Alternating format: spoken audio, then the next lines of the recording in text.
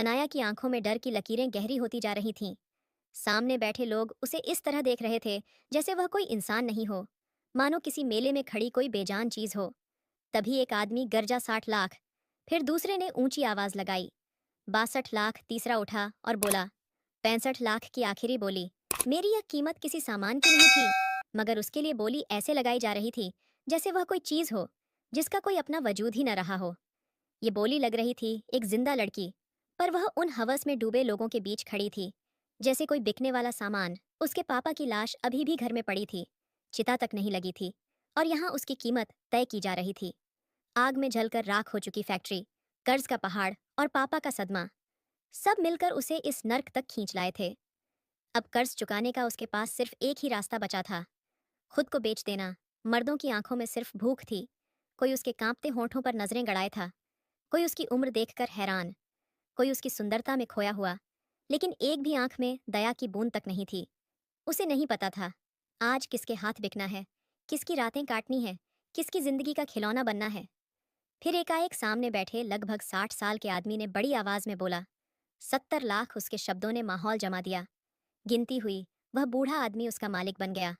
अनाया के पैरों के नीचे की जमीन जैसे खिसक गई, उसकी सांसें टूटने लगीं। बूढ़ा पान चबा रहा था और उसके होठों से लाल लार टपक रही थी। उसे देखकर अनाया का बदन कांप उठा। घिन, डर और निराशा सब एक साथ उस पर टूट पड़े। पैसे देकर बूढ़े ने उसकी कलाई पकड़ी और झटके से अपनी ओर खींच लिया। बाहर बड़ी कार खड़ी थी। ड्राइवर ने दरवाजा खोला। बूढ़ा गुर्राया, अरे लड़की अंदर बैठ। वह खुद भी पीछे बैठ गया और ड्राइवर से बोला, सीधे मेरे गुप्त ठिकाने पर चल जल्दी। ये कहते ही कहते वह अनाया के और करीब खिसक आया। अनाया सहम कर पीछे हटने लगी तो वह झल्लाया, मुझे बेवकूफ मत बनाना। 70 लाख फूके हैं तेरे लिए। जब तक 1 करोड़ निकाल न लूं तुझे चैन की सांस नहीं लेने दूंगा। उसकी आवाज सुनकर अनाया की रग रग कांप गई। रोते हुए बोली, मैं कोई गलत काम करने वाली लड़की नहीं। भगवान के लिए मुझे अपनी बेटी की तरह समझकर जाने दो। बूढ़ा ठहाका लगाकर हंस पड़ा। चुप रह, अब तू वही करोगी जो मैं कहूंगा। उसने खिड़की खोली, पान की पीक बाहर फेंकी और अपनी आस्तीन से मुंह पोंछ लिया। ड्राइवर ने शीशे में से उसे देखना बंद नहीं किया था। उसकी आंखों में भी वही गंदी चमक थी। ड्राइवर हिम्मत करके बोला, मालिक अगर चाहें तो कार में ही मजा ले लीजिए, मैं देखूंगा भी नहीं। बाद में एक चांस मुझे भी दे देना। एक पल को अनाया की रूह जैसे शरीर से निकल गई। बूढ़ा गुस्से से चिल्लाया, ओ कमीने, जुबान संभाल, गाड़ी चल। ड्राइवर तुरंत गाड़ी तेज कर देता है। पूरा रास्ता बूढ़ा कभी उसकी कमर पर उंगली फेरता, कभी कंधे पर हाथ रखता, कभी गले पर अनाया। बार बार उसका हाथ हटाती, मगर अंदर टूटन बढ़ती जा रही थी। उसने पिता को समझाया था, कर्जा मत लो, जिंदगी जैसे चल रही है चलने दो। पर पापा बोले थे 1 साल में सब चुका दूंगा, फिर तेरी शादी धूमधाम से करूंगा। लेकिन जिंदगी पलट गई। पापा चले गए और उसे ऐसी सजा मिली जिसकी हकदार वह कभी नहीं थी। कार जैसे ही एक ऊंची बिल्डिंग के नीचे रुकी, बूढ़े ने उसे फिर जोर से खींचा। दोनों ऊपर पहुंचे। दरवाजा खुलते ही अनाया की सांसें वहीं अटक गईं। कमरा लड़कियों से भरा था। कई आदमी वहां मौजूद थे और दीवारों पर जगह जगह कैमरे लगे थे। हर तरफ खामोशी का डर और गंदगी का खेल पसरा हुआ था। एक पल में उसने समझ लिया, यह नर्क का दरवाजा है जहां से लौटना शायद किसी लड़की की किस्मत में नहीं होता। बूढ़े को देखते ही वहां मौजूद नौजवान मर्दों ने उस पर बड़ी बेबाकी से गंदी नजरें डालनी शुरू कर दीं। वे मजाक उड़ाते हुए कहने लगे, बॉस आज नया माल लेकर आए हो। वे उससे ऐसे बात कर रहे थे जैसे वह कोई इंसान नहीं बल्कि कोई बेजान चीज हो जिसका सौदा किया गया हो। बूढ़ा आदमी मुस्कुराया और बोला, हाँ, पर पहले मैं इसके साथ वक्त गुजारूंगा। ये सुनकर अनाया के होश उड़ गए। उनमें से ही एक शख्स ने बूढ़े को तसल्ली दी, हाँ हाँ, सब तैयारी हो चुकी है, कैमरा तैयार है और मैं भी पूरी तैयारी के साथ रूम में मौजूद हूँ। माहौल एकदम मस्त है सेठ। जैसे ही बूढ़ा अनाया को अंदर के कमरे में ले जाने लगा, वह अपना बचाव करने लगी। वह चीख उठी, मैं नहीं जाऊंगी, मेरा हाथ छोड़ दो भगवान के लिए, मुझे यहाँ से जाने दो। उस शख्स ने फिर से बूढ़े को उकसाया, सेठ, मुझे नहीं लगता कि यह लड़की आपको आसानी से अपने करीब आने देगी। मेरा सुझाव है कि इसे एक इंजेक्शन लगा दो ताकि वीडियो बढ़िया बने। यह सुनकर अनाया की सांस गले में ही अटक गई। बूढ़ा आदमी बोला, नहीं, मैं इसे पूरी होश में ही रखना चाहता हूँ। इसे संभालना मेरा काम है। बस कैमरामैन को बोलो कि अपने कैमरे की सेटिंग एकदम ठीक रखे। वह शख्स मुस्कुराया और बोला, कमरा पूरी तरह तैयार है, आप अंदर जा सकते हैं। जैसे ही वह बूढ़ा अनाया को खींचकर कमरे के अंदर ले गया, कमरे का डरावना माहौल देखकर उसका खून जम गया। कमरे में हल्की सी गंदी बदबू थी। सिर्फ एक नाइट बल्ब जल रहा था और एक कैमरामैन कैमरा हाथ में लिए खड़ा था। बूढ़े ने उसे जबरदस्ती घसीटकर बिस्तर पर फेंक दिया। फिर उसने कैमरामैन को इशारा किया और आदेश दिया, ध्यान रखना, मेरा चेहरा नहीं आना चाहिए, सिर्फ यह लड़की नजर आनी चाहिए। कैमरामैन ने सिर हिलाकर कहा, ओके बॉस, ऐसा ही होगा। बूढ़े ने अनाया के गले से दुपट्टा उतारकर दूर फेंक दिया और बेड पर उसके पास आकर बैठ गया। अनाया पूरी ताकत से अपना बचाव कर रही थी। वह खुद को छुड़ाने की कोशिश करती रही। इसी खींचातानी में उसके कपड़े कई जगह से फट गए।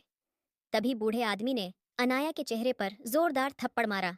वह गुर्राया, अगर ज्यादा नखरे दिखाएगी तो अपने साथ 2 मर्दों को और बुला लूंगा। सीधी तरह से, जो मैं चाहता हूँ मुझे करने दे, वरना जो मैं करना चाहता हूँ वह तेरे साथ एक ही समय में 3 आदमी करेंगे। अनाया का गला सूख गया। उसे लगा जैसे उसके शरीर से सारा खून निकल चुका हो। इससे पहले कि वह बूढ़ा उसके साथ कुछ गलत करता, अचानक कमरे का दरवाजा जोर से धड़का। बूढ़ा चिल्लाया, कौन है ये पागल? बाहर से दमदार आवाज आई, SHO, यश दरवाजा खोल वरना तोड़ दूंगा। बूढ़ा आदमी घबरा गया और पीछे हटकर बोला, लगता है पुलिस ने रेड मार दी है।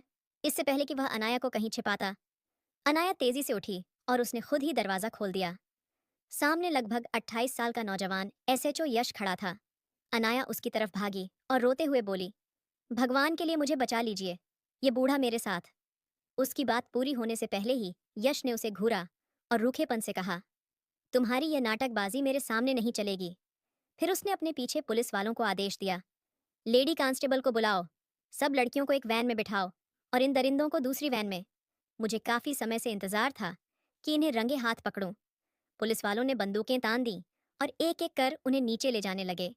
बूढ़ा आदमी यश से बोला, देख इंस्पेक्टर, हमारी पहुंच बहुत ऊपर तक है, बहुत पछताएगा, पैसे का लेन देन कर और हमें छोड़ दे, इसमें तेरा भी फायदा है और हमारा भी। यश ने उसे जोरदार थप्पड़ मारा और कहा, रिश्वत की लालच किसी और को देना, मेरे साथ क्या होगा ये बाद की बात है, लेकिन जब तक मैं हूं तुम लोगों के साथ क्या कर सकता हूं ये तुमने सोचा भी नहीं होगा। यश अपना कानून खुद बनाता है और जो उसका मन करता है वह कर गुजरता है। बाद में जो होगा देखा जाएगा। चलो बिठाओ इन सबको, इन्हें मैं नहीं छोड़ूंगा। अनाया भी लेडी कांस्टेबल के साथ नीचे पहुंच चुकी थी। वहां 5-6 और लड़कियां थीं, सभी डरी, परेशान और टूटी हुई। कुछ देर बाद सभी पुलिस स्टेशन पहुंची। सभी लड़कियों को एक ही जेल में डाल दिया गया। एक लड़की बोली, मारे गए, हम तो पूरा फंस चुके हैं। आगे कुआं पीछे खाई। अनाया उस लड़की के पास आई और मासूमियत से बोली, क्या मतलब? अच्छा हुआ कि हम पकड़ी गई, अब तो पुलिस वाले हमें छोड़ देंगे। उस लड़की ने कड़वाहट से मुस्कुराते हुए कहा, बहुत भोली हो तुम, पुलिस वाले किसी लड़की को ऐसे नहीं छोड़ते। यहाँ वह कमीना बूढ़ा हमारी इज्जत से खेलता है और यहाँ पुलिस वाले हमारी जिंदगी से, इन्वेस्टिगेशन के नाम पर अपनी रातें रंगीन करेंगे। ये सुनकर अनाया का रंग उड़ गया। वह बहुत मासूम थी, ऐसी बातें उसने कभी नहीं सुनी थी। उसने अपना पूरा जीवन खुद को ढक कर रखा था। कॉलेज भी हमेशा पूरे ढके कपड़ों में जाती थी। गंदी बातें सुनने की उसे आदत नहीं थी। उसे अब समझ आया कि वह एक बहुत गहरी मुसीबत में फंस चुकी है। उसे भरोसा था कि पुलिस मदद करेगी, मगर अब यह भरोसा टूट गया था। उस लड़की की बातें सुनकर उसका दिल दहशत से भर गया था। उसे समझ नहीं आ रहा था कि उसका अंत क्या होगा। कुछ देर बाद सभी लड़कियों को एक एक करके उसी SHO यश के पास पूछताछ के लिए ले जाया जाने लगा। और जैसे जैसे उसकी बारी नजदीक आती गई, अनाया की सांसें तेजी से चलने लगीं। उसने देखा जो लड़कियां कमरे में जा रही थीं, वे वापस जेल में नहीं लौट रही थीं। इससे उसका डर और बढ़ गया। जब वह अकेली रह गई तो लेडी कांस्टेबल आई और कड़क आवाज में बोली, चलो अब तुम्हारी बारी है। अनाया की हालत इतनी खराब थी कि उसे लगा वह अगली सांस भी नहीं ले पाएगी। आंखों में भरे डर को रोकते हुए वह कांस्टेबल के साथ यश के ऑफिस पहुंची। दरवाजा खुला तो कमरे में ठंडी हवा चल रही थी। AC की आवाज गूंज रही थी। वहां यश के अलावा कोई नहीं था। कांस्टेबल ने दरवाजा बंद किया और अनाया डर के मारे वहीं खड़ी रह गई। यश ने तेज आवाज में कहा, यहां आकर खड़ी हो जाओ। अनाया ने कांपते हुए इनकार कर दिया और बोली, मैं नहीं आऊंगी, आप अच्छे इंसान नहीं हैं, मुझे अच्छी तरह मालूम है कि आप क्या करने वाले हैं। ये सुनकर यश का माथा ठनका। वह ताव में आकर उसके सामने खड़ा हो गया और बोला, ये किसने बता दिया तुम्हें कि पुलिस क्या करती है? अनाया घबराकर बोली, उस लड़की ने बताया जो मुझसे पहले अंदर आई थी। यश तैश में बोला, पहले यह बताओ तुम क्या करती हो? कितने समय से उस बूढ़े आदमी के साथ थी? कितनी बार यह काम किया है? सच बोलो, वरना मैं। अनाया रो पड़ी और जोर से बोली, मैं वैसी लड़की नहीं हूँ। मैं शरीफ हूँ। मैं सचमुच मासूम हूँ। यश ने ताना मारते हुए कहा, हाँ, दिख ही रहा है। तुम्हारी फटी हुई पोशाक, तुम्हारे बाल, ये सब तुम्हारा कैरेक्टर ही साबित कर रहे हैं। और ऊपर से तुम्हें पता है कि पुलिस वाले कैसे इन्वेस्टिगेशन करते हैं। अगर तुम चाहो तो तुम्हारी ये कल्पना मैं सच कर दूं। यश उसके करीब आया और बोला, सच बताओगी या मैं अपनी शर्ट के बाकी बटन भी खोल दूं? अनाया ने रोते हुए कहा, देखिए, मैं झूठ नहीं बोल रही। मुझे उस बूढ़े आदमी ने 70 लाख में खरीदा था। ये सुनकर यश रुका और बोला, अच्छा, तो उसने तुम्हें खरीदा था? कहाँ से लाया था? किस अड्डे से? कौन सा धंधा करवाने वाला था? सच बताओ, मैं तुम्हें जाने दूंगा। पिछली 5 लड़कियों को भी मैंने छोड़ दिया क्योंकि उन्होंने सच बताया था। अनाया क्या बताती? उसे खुद कुछ नहीं पता था। वह बोली, मुझे सच में कुछ नहीं पता।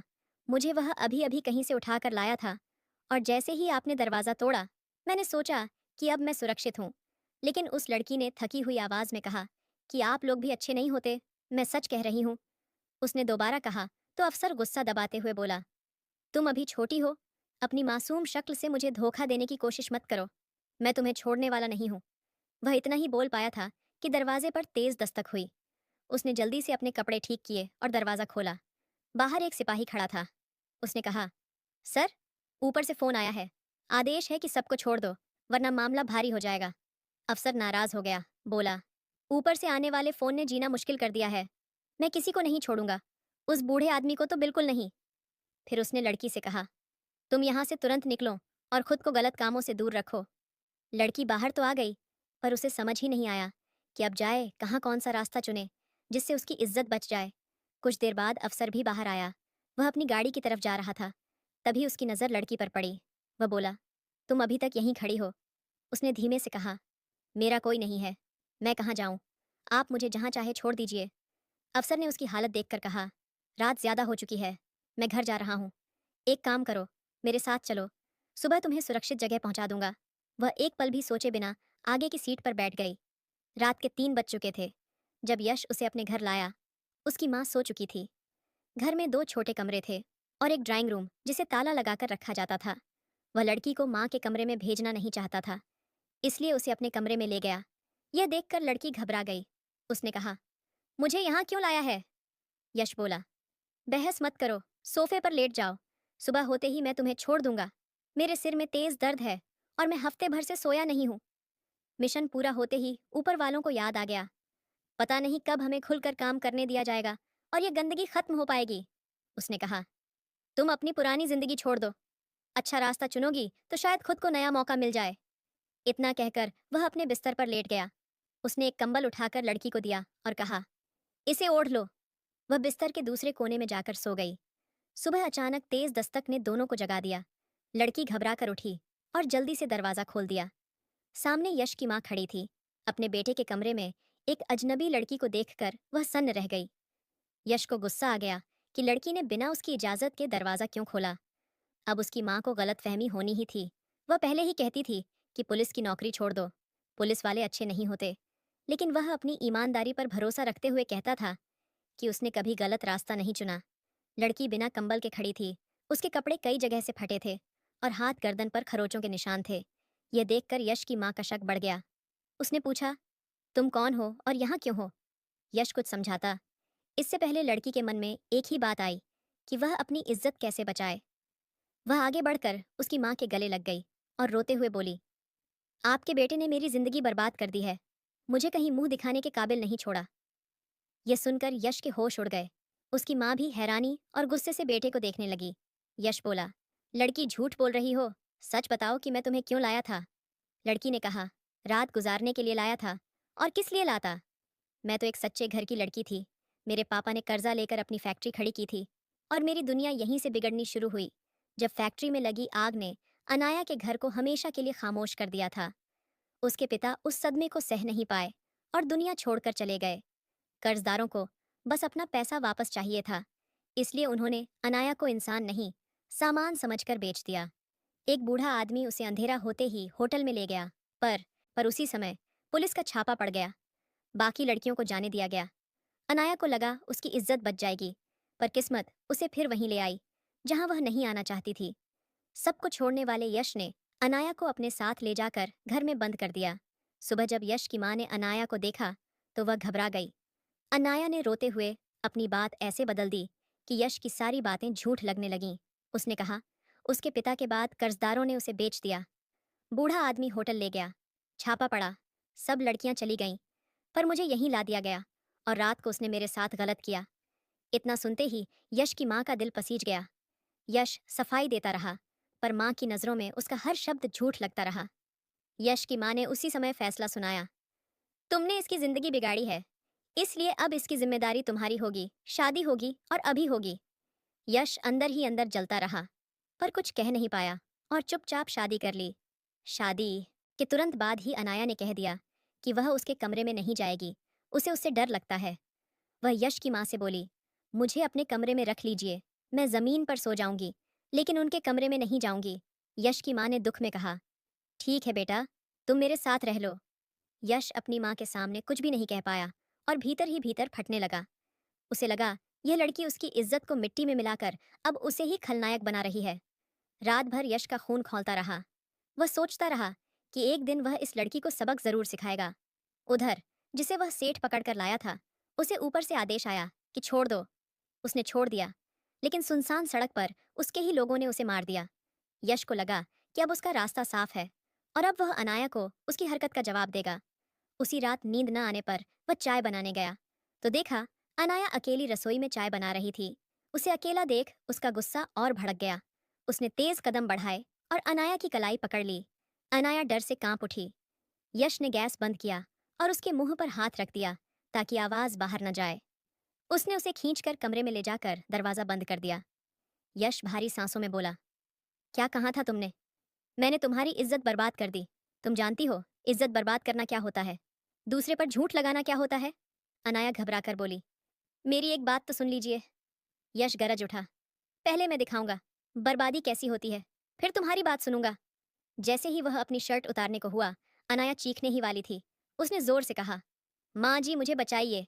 लेकिन आवाज कमरे से बाहर जाने से पहले ही यश उसके पास पहुंच गया।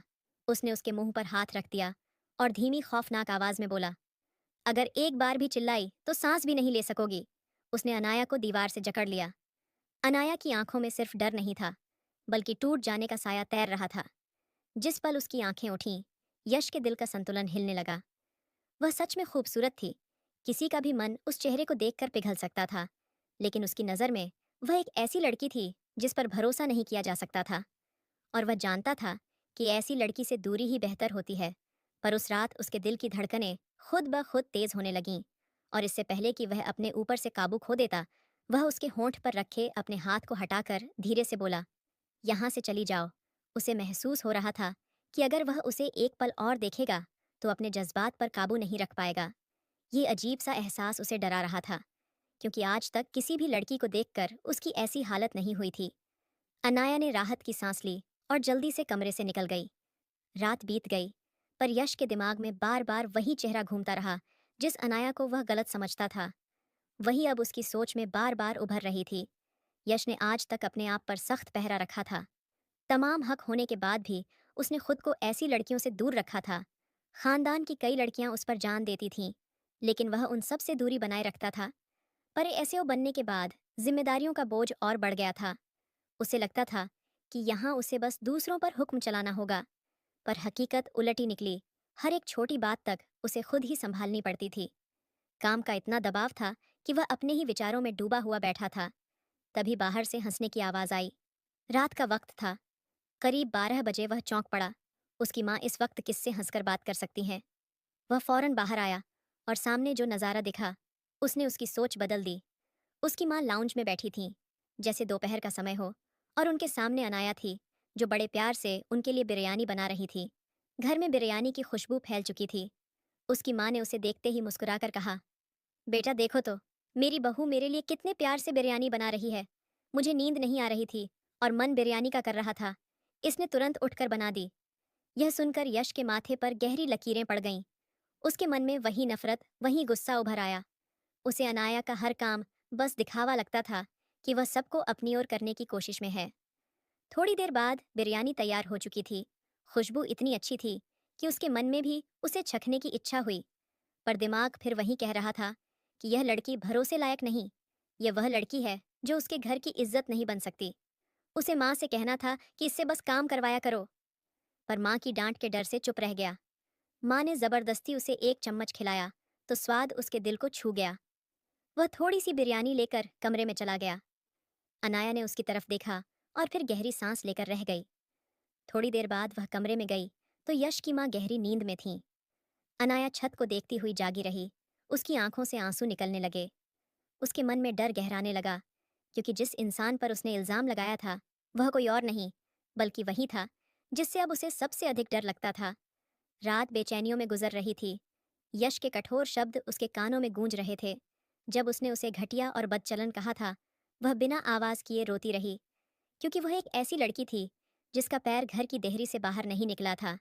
उस पर ऐसे आरोप किसी के लिए जान से बढ़कर चोट थे। जब आंखों से नींद गायब हो गई तो उसने चुपचाप अपनी दरी उठाई और बाहर जाकर बैठ गई। जहां हल्की रोशनी थी वहीं उसने दरी बिछाई और अपने दिल का दर्द ऊपर वाले से कहने लगी।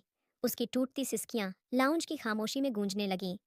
यश अपने कमरे से बाहर आया और उसे इस हालत में देखा तो उसके कदम अपने आप रुक गए। वह कुछ देर उसे देखता रहा। फिर जैसे ही अनाया ने सर उठाया, वह उसके पास आकर खड़ा हो गया। उसने सीने पर दोनों हाथ बांधकर सख्त आवाज में कहा, किस बात की माफी मांग रही हो? इस बात की कि तुम एक शरीफ लड़के को फंसा लाई हो। यश, तुम्हारे जैसी गिरी हुई लड़की को कभी अपनी पत्नी नहीं बना सकता। जिनके जिस्म पर दुनिया की गंदी नजरें पड़ी हों, वह यश की इज्जत कभी नहीं बन सकती।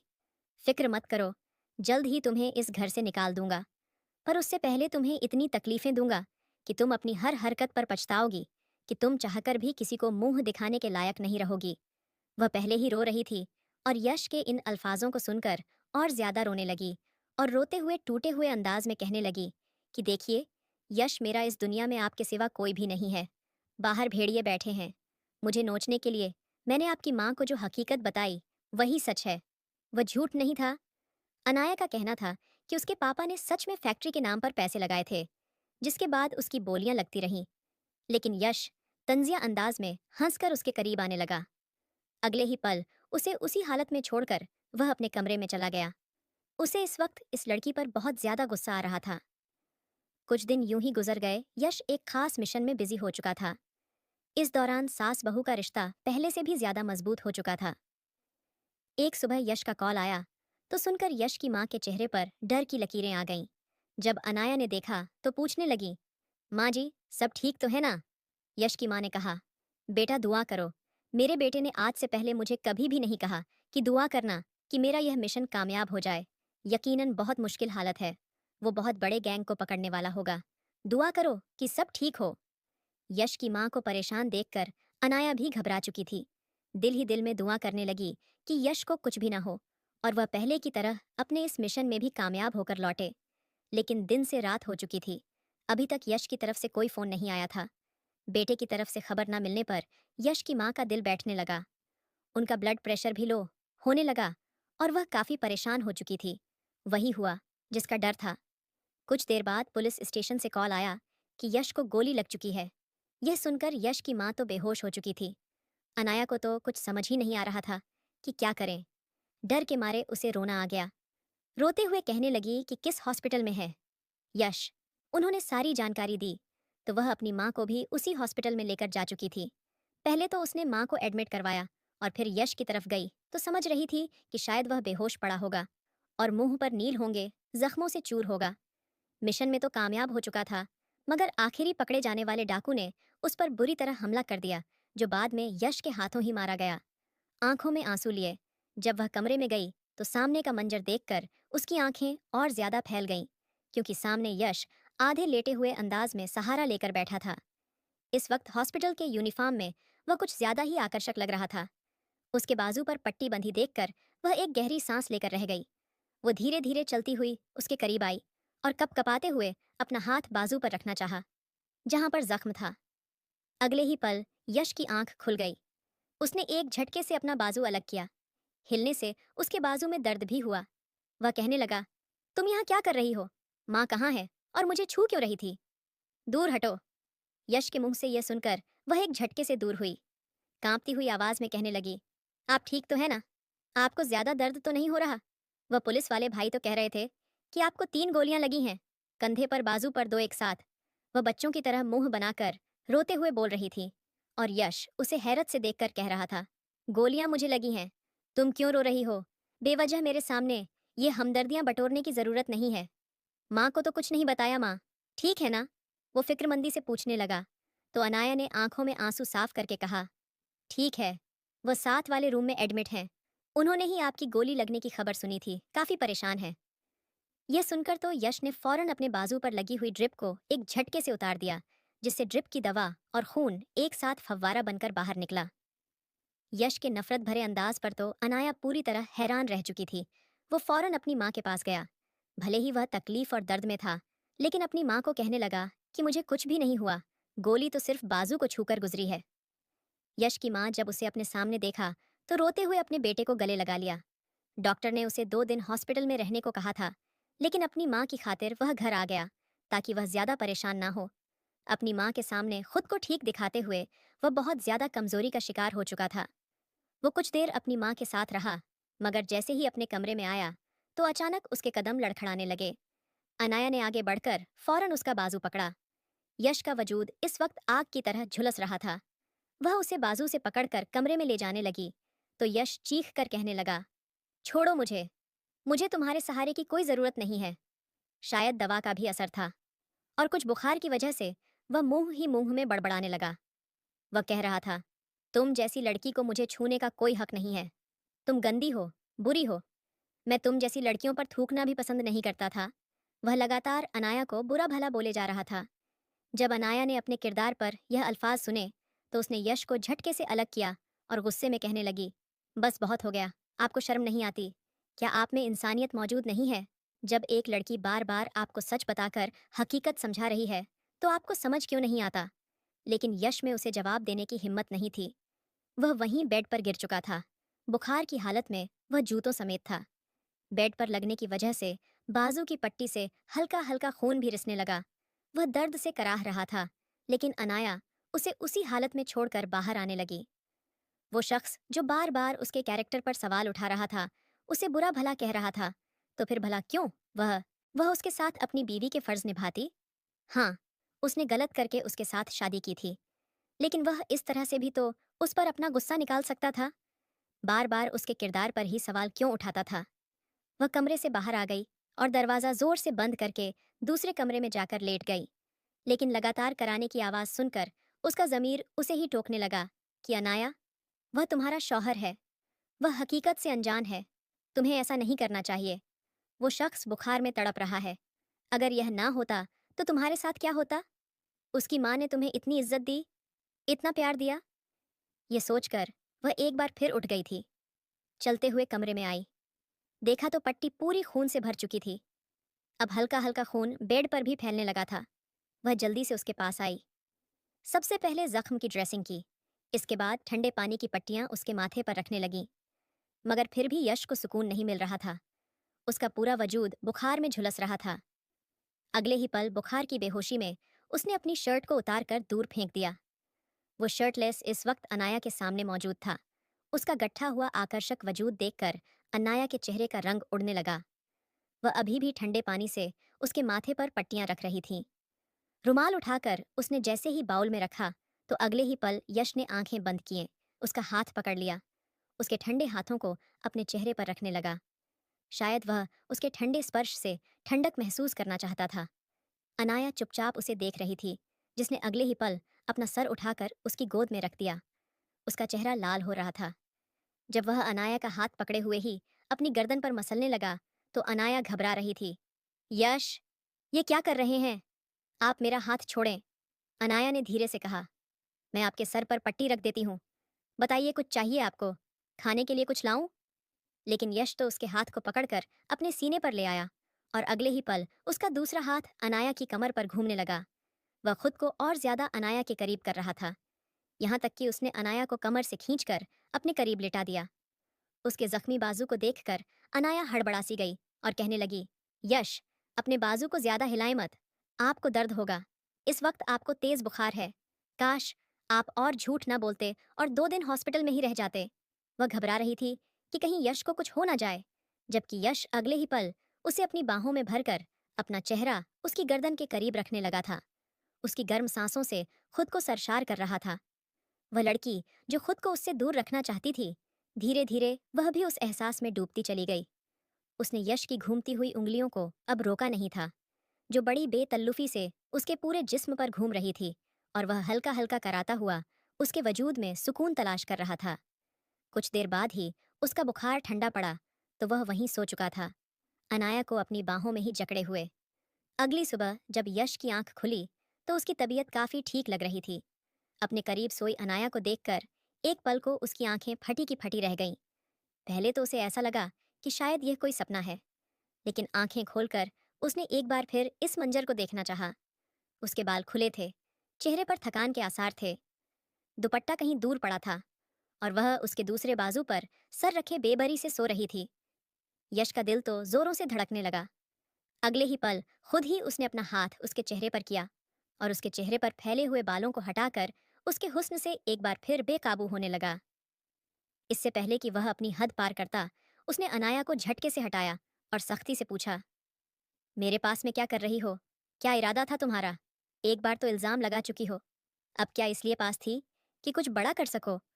अनाया इस कड़वी बात को सुनकर बहुत ज्यादा परेशान हुई थी। वह चुपचाप उठकर कमरे से बाहर चली गई। मगर उसने जिस तरह दोनों माँ बेटे की सेवा की थी, यश की माँ तो उसके सदकेवारी जाने लगी थी। उन्होंने प्यार से कहा, अगर खानदान में भी कोई लड़की देख ले तो हमारी ऐसी सेवा कभी भी ना करती जिस तरह इस लड़की ने की है। यश चुपचाप अपनी माँ की बात सुनकर एक पल को सिर झुका लिया। उसे इस वक्त यह लड़की अपनी माँ के मुंह से कितनी प्यारी लग रही थी, लेकिन जिस हालत में उसे यह लड़की मिली थी, उसका दिमाग यही सोच रहा था कि यह लड़की अच्छे किरदार की नहीं है। वह चाहकर भी उससे मोहब्बत नहीं कर पा रहा था, बस उसकी जिंदगी तकलीफों से दो चार करना चाहता था। उसकी असलियत अपनी माँ के सामने लाना चाहता था कि जिसे आप इतनी इज्जत दे रही हैं, वह इसके योग्य ही नहीं। दिल में उससे मोहब्बत चाहना तो चाहता था, लेकिन अंदर ही अंदर वह खुद को इतना गिरता बर्दाश्त नहीं कर सकता था कि यश किसी गलत लड़की को अपनी बीवी बनाए और उस पर मोहब्बत न्यौछावर करे। उसने आज तक किसी लड़की की तरफ आंख उठाकर नहीं देखा था। उस दिन सारे काम निपटाने के बाद अनाया जब वॉशरूम गई तो शावर काम नहीं कर रहा था। शायद उसमें कुछ कचरा आ चुका था। यश की माँ ने कहा, बेटा अपने कपड़े ले जाओ और यश के कमरे में नहा लो, वैसे भी वह घर पर है। तबीयत ठीक होने के बाद वह दोबारा अपनी ड्यूटी ज्वाइन कर चुका था। अनाया झिझकते हुए अपने कपड़े लेकर यश के कमरे में चली गई। उसने फ्रेश होने के बाद बालों को यूं ही खुला छोड़ा और टॉवल से साफ कर रही थी। वह गुनगुनाती हुई जैसे ही बाहर निकली तो सामने का मंजर देखकर हड़बड़ा गई। यश इस वक्त अपने जूते एक तरफ रख रहा था। जैसे ही उसकी नजर अनाया पर पड़ी, उसकी आंखें फटी रह गईं। अनाया नजरें चुराकर कमरे से जाने लगी तो यश ने उसे रोक लिया। वह कहने लगा, कहाँ जा रही हो? यहीं रुको। आज तो बड़ी निखरी निखरी लग रही हो। इतनी रौनक तुम्हारे चेहरे पर किस लिए है? वह शौक भरे अंदाज में बोला। अनाया घबरा गई और कहा, नहीं, ऐसी कोई बात नहीं, मैं तो बस अभी नहाकर बाहर निकली हूँ। यश कदम कदम चलता हुआ उसके करीब आया और उसके पास खड़ा हो गया। यश ने हल्की मुस्कान के साथ कहा, आज रात मैं तुम्हारे साथ समय बिताना चाहता हूँ। यह सुनकर अनाया के चेहरे की चमक फीकी पड़ गई और उसने कहा, मुझे ऐसा कुछ भी नहीं करना, मैं अपने आप को संभालना चाहती हूँ। वह खुद को दूर करने लगी तो यश ने धीरे से कहा, क्यों डर रही हो? हर बीवी के फर्ज सिर्फ झाड़ू पोछा खाना बनाना कपड़े प्रेस करना नहीं होते, बल्कि एक दूसरे के साथ प्यार और समझदारी से रहना भी होता है। अनाया ने उसकी बात सुनी और धीरे धीरे समझ गई कि यश का इरादा उसे डराने या नुकसान पहुंचाने का नहीं, बल्कि अपने जज्बात जाहिर करने का था। उसने हल्की सांस ली और खुद को थोड़ी दूर खींचा, लेकिन दिल के भीतर अजीब सी गर्माहट महसूस हुई। यश ने उसे देखते हुए कहा, मैं चाहता हूं कि हम एक दूसरे को समझें, प्यार करें और साथ रहें। अनाया की आंखों में डर और घबराहट थी, लेकिन धीरे धीरे उसने यश की बातें समझना शुरू किया। वह जानती थी कि यश सिर्फ अपने जज्बात जाहिर करना चाहता था और उसके अंदर कोई गलत इरादा नहीं था। वह चुपचाप उसकी तरफ देखती रही और उसके दिल में भी यश के लिए कोई अनकही भावनाएं जागने लगीं। यश जान चुका था कि उसकी पवित्रता का सबूत मिलते ही उस पर यकीन हो चुका है, लेकिन अब वह किसी पत्थर की मूरत की तरह उसके सामने खड़ी थी। न वह चिल्ला रही थी, न चीख रही थी, और न ही कोई जवाब दे रही थी। अपनी शिद्दत उस पर लुटाने के बाद यश ने उसे अपनी बाहों में भरा और प्यार से उसके चेहरे पर किस किया। कहने लगा, मुझे माफ कर दो। मुझे लगा था तुम सच में वही हो, बाकी लड़कियों जैसी, क्योंकि मेरा पेशा ही ऐसा है। इससे पहले मैं कितनी ही बदनाम गलियों और लड़कियों को पकड़ कर लाया हूँ। मेरा मिशन यही है कि मैं उस पूरे इलाके को ऐसे लोगों से साफ करूं, ऐसे अड्डे बंद करूं। मुझे लगा शायद तुम भी इन्हीं में से हो। झूठ बोल रही हो। मैं तो सिर्फ और सिर्फ तुम्हारी तरह एक नेक और अच्छी लड़की चाहता था। मुझे माफ कर दो। यश का लहजा एकदम बदल गया था, तो अनाया ने अगले ही पल उसे झटकते हुए खुद को छुड़ाया और कहा, बस कर दीजिए यश, बस कर दीजिए। आपने जो कुछ किया है मेरे साथ मैं कभी सोच भी नहीं सकती थी। कर लिया आपने जो करना था। आपने कहा था ना, आप मुझे तलाक देंगे तो ठीक है, दे दीजिए तलाक। आपने मेरी इज्जत खराब करनी थी सो कर दी। और दर्द से सिसकती हुई बेड से उठी। उसे चक्कर आ रहे थे। यश ने उसे बाहों में भरना चाहा, लेकिन वह दूर हटकर दूसरे कमरे में चली गई। यश सर पकड़कर बैठा। वाकई यह लड़की सच कह रही थी, लेकिन वह क्या करता। उसकी ड्यूटी ऐसी थी जिसमें उसका ताल्लुक था। वहां ट्रेनिंग के दौरान शक करना और इन्वेस्टिगेशन करना सिखाया जाता था। जाहिर सी बात है, वह ज्यादातर वक्त अपनी ड्यूटी के दौरान ऐसे मुजरिमों के साथ गुजारता था। फिर कैसे वह एकदम से इस लड़की पर यकीन कर लेता जिसने झूठ बोलकर उससे शादी की थी। यश अपना सिर पकड़कर बैठ गया।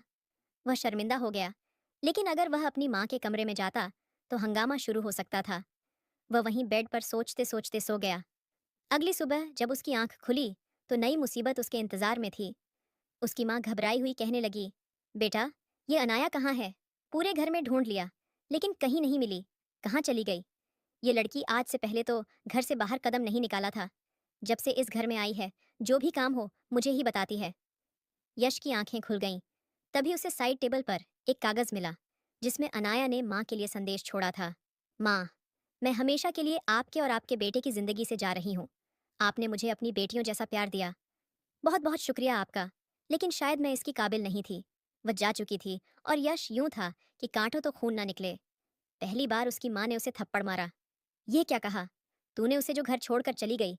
मेरी बहू सिर्फ और सिर्फ अनाया है। जाओ, जाकर उसे लेकर आओ। यश फौरन घर से निकला। पूरा दिन गलियों में फिरता रहा। सड़कों पर लोगों से उसके बारे में पूछता रहा। जैसे जैसे अंधेरा फैल रहा था, उसकी आंखों में आंसू आ रहे थे। उसने अपनी फोर्स को अनाया को ढूंढने पर लगा दिया। आसमान पर बादल देखकर और ज्यादा परेशान हो गया। बारिश तेज हो चुकी थी। जब अपने घर के करीब एक जगह पर रुककर गाड़ी से बाहर निकला, डिप्रेशन और मानसिक तनाव ने उसे इस कदर बेचैन कर दिया कि वह सड़क पर गिरकर अनाया का नाम लेकर चिल्लाने लगा। अनाया पास ही एक पेड़ के नीचे भीग रही थी। खुद को छुपाकर बैठी थी, किसी दरिंदे के हाथ ना लग जाए। इस चिल्लाने की आवाज पर उसने पेड़ की ओर से देखा। वह रो रो कर उस सुनसान जगह पर चिल्ला रहा था। कह रहा था, कहाँ हो तुम? प्लीज वापस आ जाओ। सारी जिंदगी भले ही मुझे अपने करीब मत आने देना, लेकिन वापस आ जाओ। मैं वादा करता हूँ, दोबारा कभी तुम्हें कुछ नहीं कहूंगा। जितनी सजाएं देनी है, चाहे अंगारों पर चलाओ या कांच के टुकड़ों पर, मैं हर एक सजा मानने को तैयार हूँ, लेकिन प्लीज वापस आ जाओ। जब अनाया ने यश को यूं रोते देखा तो वह हड़बड़ा गई। शायद उसके दिल में रहम था। वह चलते हुए जाकर यश के सामने खड़ी हो गई।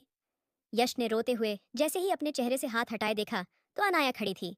एक पल को उसने पलकें झपकी, देखा सपना है या हकीकत, और फिर अगले ही पल उसने अपने सीने से लगा लिया। रोते हुए कहा, माफ कर दो मुझे, मैं गलत था। जो चाहे सजा देना, लेकिन मुझे माफ कर दो। वह पत्थर की मूरत बनी खड़ी थी। कहने लगी, क्यों आए हैं ढूंढने मुझे? मैं तो गंदी औरत हूं, न बाजारी। अभी इतना ही बोली थी जब उसने उसके मुंह पर हाथ रख दिया। खबरदार, एक लफ्ज भी और नहीं। खामोश हो जाओ। मैंने तुम्हें जो कुछ भी कहा, मैं जानता हूँ मैं उसकी भरपाई कैसे करूंगा। मगर मैं तुम्हारी कसम खाकर कहता हूँ कि अगर तुम मुझे इजाजत नहीं दोगी तो मैं तुम्हारे सामने सारी जिंदगी ऐसे ही खड़ा रहूंगा। मगर तुम्हें हाथ तक नहीं लगाऊंगा। तुम्हें इतनी मोहब्बत, इतनी खुशियां दूंगा जिसकी तुम हकदार हो। शायद ऐसे ही मैं इसका प्रायश्चित कर सकूं। वह अनाया को अपने साथ घर ले आया था। यश की माँ जब उसे देखा तो उनकी जान में जान आ गई थी। अपनी बहू को सीने से लगाकर रोने लगी। कुछ दिन तो दोनों के बीच खामोशी से गुजरे, लेकिन धीरे धीरे उनका रवैया ठीक होने लगा। यश की माँ ने जब यह देखा तो कहने लगी, सही है, क्या तुम दोनों एक दूसरे को बिल्लियों की तरह घूर घूर कर छुपके छुपके देखते रहते हो? बस, मुझे अगले 2 महीने के अंदर खुशखबरी चाहिए। बंद करो ये आंख मिचौली तुम लोग। उस दिन अपने हाथों से यश की माँ ने अपने बेटे की दुल्हन सजाई थी। वह बिल्कुल दुल्हन की तरह तैयार करवा कर कमरे में बिठा चुकी थी। यश जब ड्यूटी से वापस आया तो उसे उसके कमरे में जाने नहीं दिया। यश की माँ ने उसे एक अच्छा सफेद कुर्ता पहनने को दिया और अपनी खानदानी अंगूठी निकालकर उसके हवाले करते हुए बोली, जा कमरे में और खबरदार, जो मुझे किसी भी तरह की शिकायत मिली। यश ने जैसे ही दरवाजा खोला तो सामने वह दुल्हन बनी मुस्कुराते हुए उसी का इंतजार कर रही थी। वह तो जैसे उस पल में कैद होकर रह गया था। कुछ देर तो मोहब्बत भरी बातें होती रहीं और फिर वह उसे अपनी बाहों में भरकर अपना आप उस पर वार चुका था। अनाया की धड़कनें अब यश की धड़कनों में घुलकर बस एक ही सुर में बजी, जैसे दो आत्माएं अब हमेशा के लिए एक हो गई हों। अनाया और यश की दुनिया अब बस एक दूसरे के लिए थी। जो भी मुश्किलें आईं, जो भी डर और गलत फहमियां थीं, सब मिट गईं। अब बस प्यार, विश्वास और साथ था, जो हमेशा उनके दिलों में रहेगा। दोस्तों, उम्मीद है यह कहानी आप